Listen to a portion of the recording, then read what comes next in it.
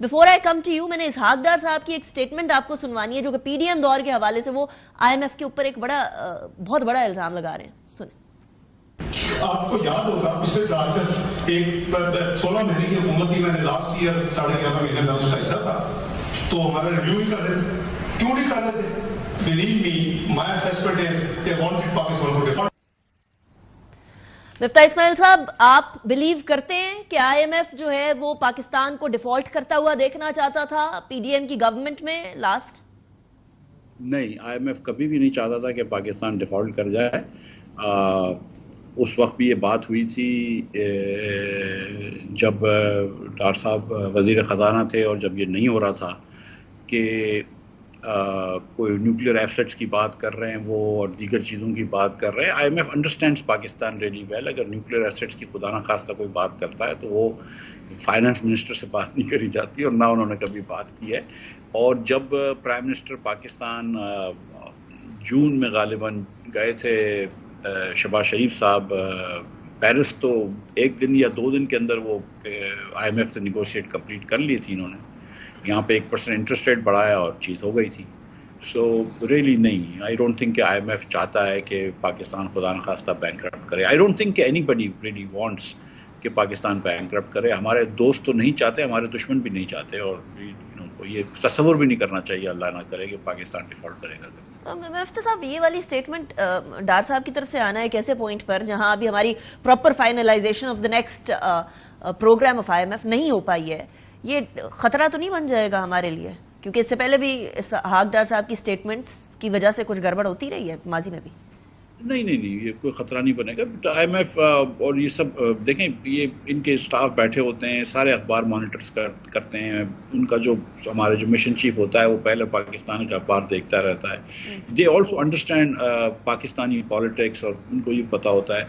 अगर डार साहब finance minister होते और फिर ये बातें कर रहे होते और फिर तो मुश्किल हो जाती, लेकिन अब चूँकि ये फाइनेंस मिनिस्टर नहीं है तो मेरा नहीं ख्याल है कि ये इससे कोई मुश्किल पड़ेगी. जो आईएमएफ ने जो डिले किया है उसकी वजह कम्प्लीटली कुछ और है. It has nothing to do with this statement. अच्छा, मेरा फिर सादा सा सवाल है कि क्या इसहाक डार साहब के फाइनेंस मिनिस्ट्री पे ना होने की वजह भी यही है कि कहीं ऐसी स्टेटमेंट ना आ जाए और फिर गड़बड़ ना हो जाए? देखिए, ये तो आपको वजीर आजम से पूछना पड़ेगा कि उन्होंने इसहाक डार साहब part of his cabinet. I know you know the inside out, Miftah साहब. नहीं, but I think I can not really speak to why he decided not to make Dar साहब द फाइनेंस मिनिस्टर. ये तो प्राइम मिनिस्टर साहब ही answer कर सकते हैं. और ये देखें, स्टेटमेंट्स सियासी किस्म के स्टेटमेंट्स आईएमएफ के खिलाफ बहुत सारे लोग देते हैं. उससे मेरा नहीं ख्याल है कि आईएमएफ का रियल प्रोग्राम चेंज होता है. लेकिन अगर आप प्रोग्राम पे अमल कर रहे हैं, नहीं कर रहे हैं, अगर आपने डॉलर को रोक के रखा हुआ है, स्टेट बैंक के अंदर आप डॉलर को ट्रेड नहीं होने दे रहे, दीगर चीज़ें कर रहे हैं, उससे फ़र्क पड़ता है. और मेरे ख्याल से लास्ट टाइम उन चीज़ों से फ़र्क पड़ा था. उसके बाद हमने देखा कि फरवरी, मार्च, अप्रैल, मई में पाकिस्तान में बहुत बड़ा तेज़ इन्फ्लेशन रहा, 35%. और फिर प्राइम मिनिस्टर ने अगस्त में और अप्रैल में, जून में जाके प्रोग्राम कर लिया. But so I don't think, I don't know the reason, but I don't think statements like this make a difference. Hopefully not. Yes. लेकिन अब एक और इशू जो हम लोगों को नजर आ रहा है वो तो पॉजिटिव आउटलुक दे रहे हैं मिफ्ता साहब. जस्ट गाइड अस थ्रू कि ये वाकई में पॉजिटिव आउटलुक है या नहीं. इन्फ्लेशन डाउन आ गई है, इंटरेस्ट रेट लो करने के इम्कानात बहुत कवी होते चले जा रहे हैं, और इन्फ्लेशन पिछले तकरीबन 38 जो है वो माह की सबसे लोएस्ट पर आ गई है, in single digit as well. क्या ये लॉन्ग टर्म रिलीफ का एक झलक है या ये शॉर्ट टर्म इशू है? नहीं, मैं समझता हूँ कि ये रियल डिफरेंस है. देखें, दिसंबर 2021 में $71 की प्राइस थी तेल की, जो बैन अवी प्राइस जो ब्रेंट ऑयल की होती है, $71 दिसंबर 21 में थी. उसके बाद से ऑयल की प्राइसेस ऊपर रही हैं. जब पीडीएम की हुकूमत आई है, उस वक्त यूक्रेन और रशिया की जंग हुई, ऑयल की प्राइसेस $105-108 की हो गई थी.